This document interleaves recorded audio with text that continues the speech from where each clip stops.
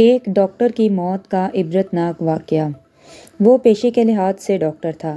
پاکستان میں سے اس نے کروڑوں روپے کمائے تھے اور کمائی کے معاملے میں حلال حرام کی تمیز کبھی نہیں کی تھی۔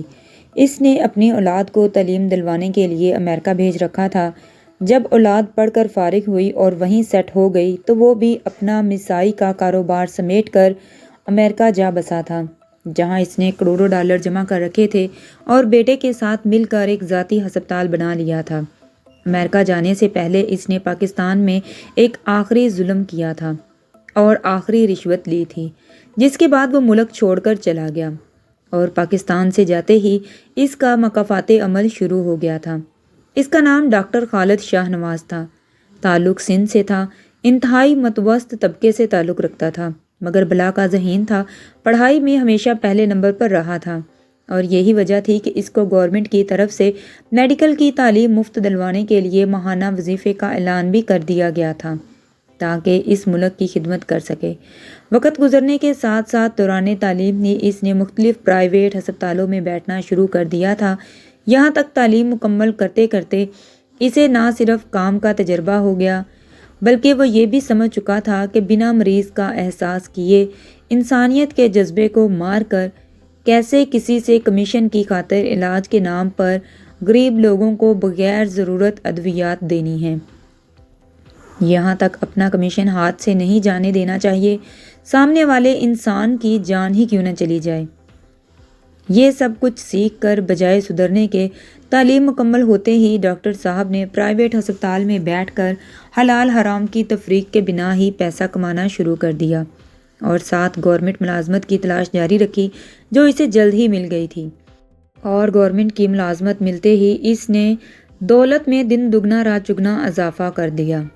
سندھ کے اندر وڈیروں کے تشدد سے ٹوٹ جانے والی ہڈی پسلی کو وہ میڈیکل رپورٹ میں حادثاتی طور پر ٹوٹی ہوئی ہڈی قرار دے دیتا تھا یا پھر اسے خود ساختہ چوٹ قرار دے دیتا تھا، یہاں تک کہ وڈیروں جاگیرداروں کے ہاتھوں مر جانے والے لوگوں کی موت کو طبی موت یا خودکشی کا رنگ دے دیتا اور ان وڈیروں جاگیرداروں کے ہاتھوں عزت لٹانے والی مجبور اور لاچار لڑکیوں کی میڈیکل رپورٹ تبدیل کر دیتا۔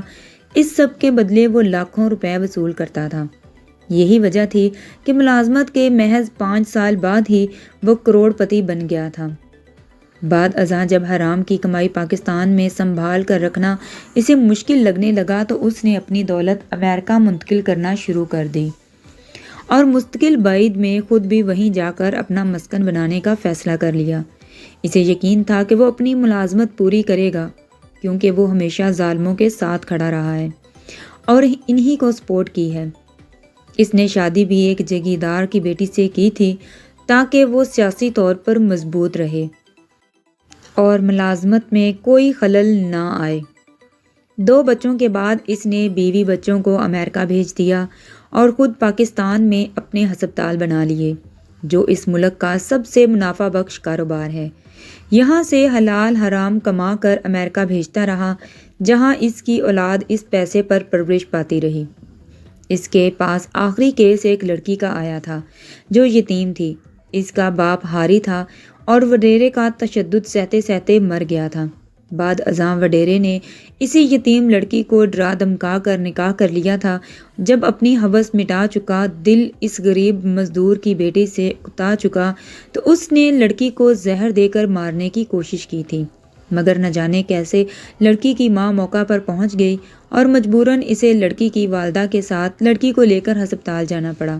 ہسپتال پہنچ کر لڑکی نے اپنی والدہ کو سب کچھ بتا دیا تھا کہ کس طرح اس کے شوہر نے اسے زہر دے کر مارنے کی کوشش کی ہے۔ لڑکی کے بتانے کے بعد اس کی والدہ نے ہسپتال میں ہی دہائی دینا شروع کر دی تھی۔ جب لڑکی کے شوہر نے حالات بگڑتے دیکھے تو ڈاکٹر خالد شاہ نواز کو کہا کہ اگر کسی طرح لڑکی مر جائے اور یہ ثابت نہ ہو کہ اسے زہر دیا گیا ہے تو میں تمہیں منہ مانگی رقم دوں گا۔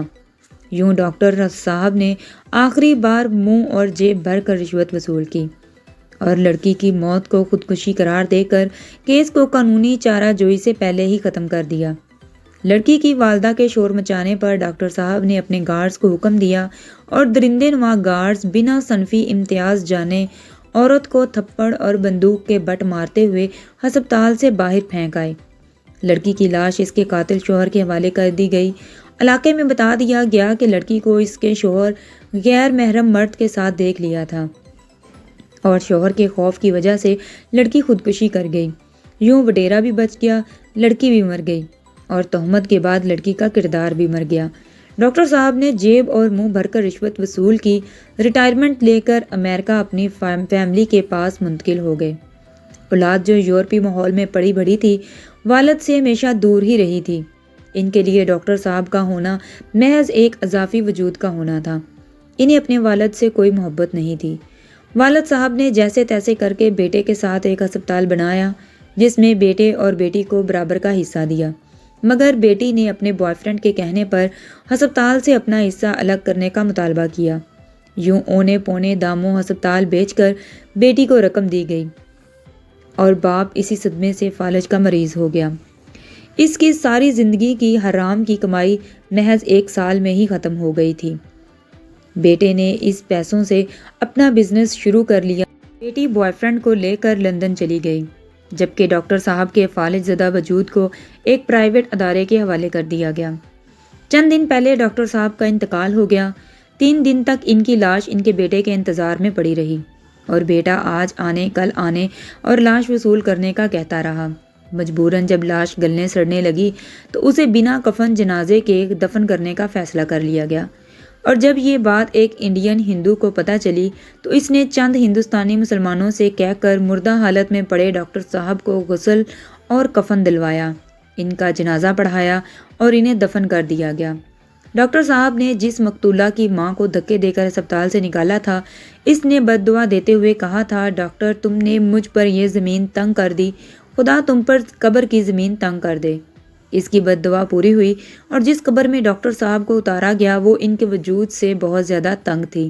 مجبوراً بزور بازو قبر میں لٹایا گیا اور مٹی ڈال دی گئی، مگر افسوس جس اولاد کی خاطر انہوں نے ساری زندگی خدا کے احکامات کو پس پشت ڈال کر زندگی گزاری، آج وہی اولاد ان کے آخری دیدار کے لیے نہیں آئی۔